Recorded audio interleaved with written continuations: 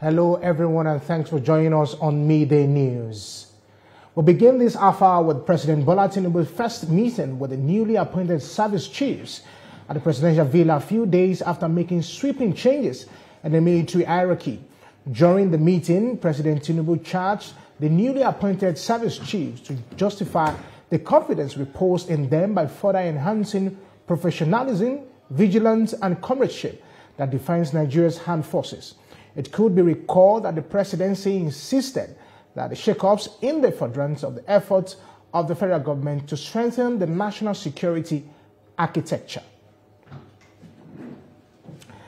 And joining me live in the studio is the former director of the Department of State Services, Mike Ejiofor. Thank you for joining us on the Midday News. Yeah, so let's just go straight to it.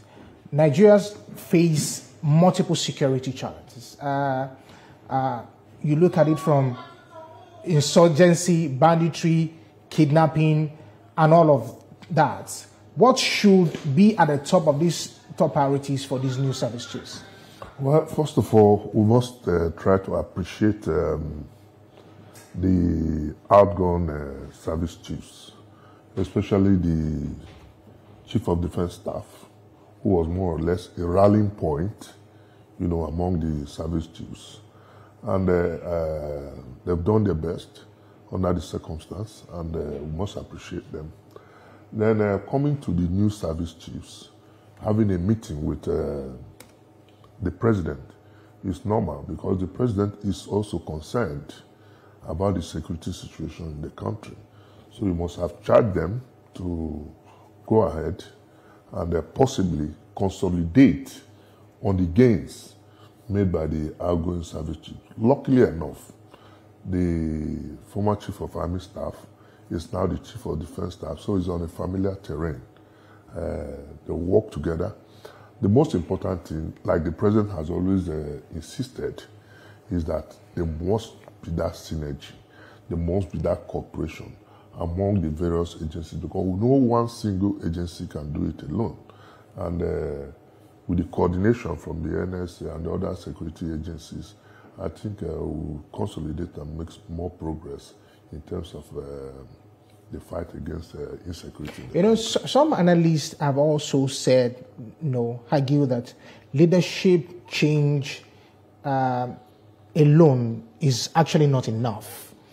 Do you think that structural reforms like this, in the security architecture, are more crucial than appointments? Well, for me, I don't think changing the service chiefs alone will bring the needed result. I think we also need to do things differently. I take, for instance, in terms of funding, you agree with me that this year, 2025, is the highest budgetary allocation to defense since the inception of this country. But where is the money? We are yet to start implementation of 2025 budget. We have 2023-24 running simultaneously. So it's not just sufficient to get the budget, but it's also necessary that the budget implementation will be followed strictly. And I also expect that the National Assembly should be able to carry out its oversight functions in terms of purchase of equipment, in terms of purchase of armor. And the new service chiefs should also expand their frontiers in terms of collaboration with foreign other military and services, in terms of getting more support from the international community. I think it's necessary. Yeah, talking about that, you remember that, some persons have spoken about reforms. So what kind of reforms or operational changes do you think that the service chiefs must implement immediately to arrest the security menace that we have? Such reforms cannot be carried out without funds. So it's important that the funds are made available to enable them in terms of, armament, mostly, or technology are not things you buy off the shelf. They have to be ordered, and the money must be available. You remember that some of the aircraft we ordered are yet to arrive. It takes time. So, but in the meantime, the interim, I expect the service chiefs to look into the welfare of the troops. Because I can tell you that when the morale of the troops are high, they go and do wonders. Not only that, you have to do specialized training. Look at some specialized training, send them about maybe 1, 2, 3 weeks, and in terms of collaboration, you get the expertise that they require to fight this insecurity, because it's lasting for too long.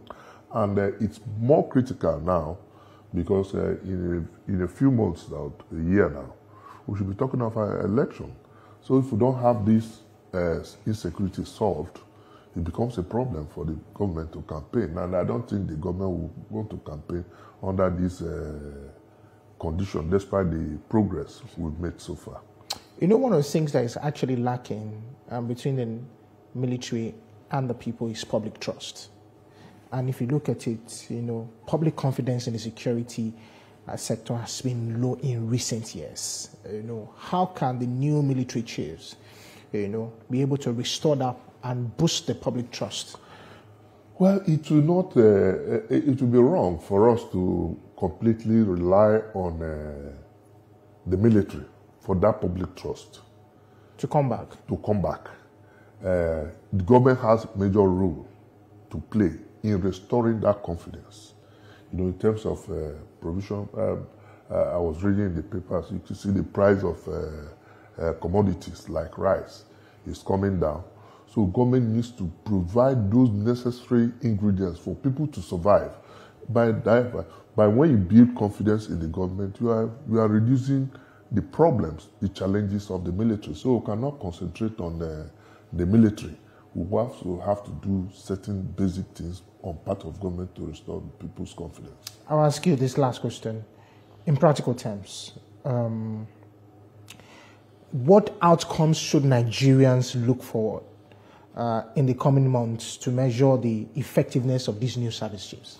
Well, you see, like I said when we started, the Chief of Defense Staff has been part of the whole team.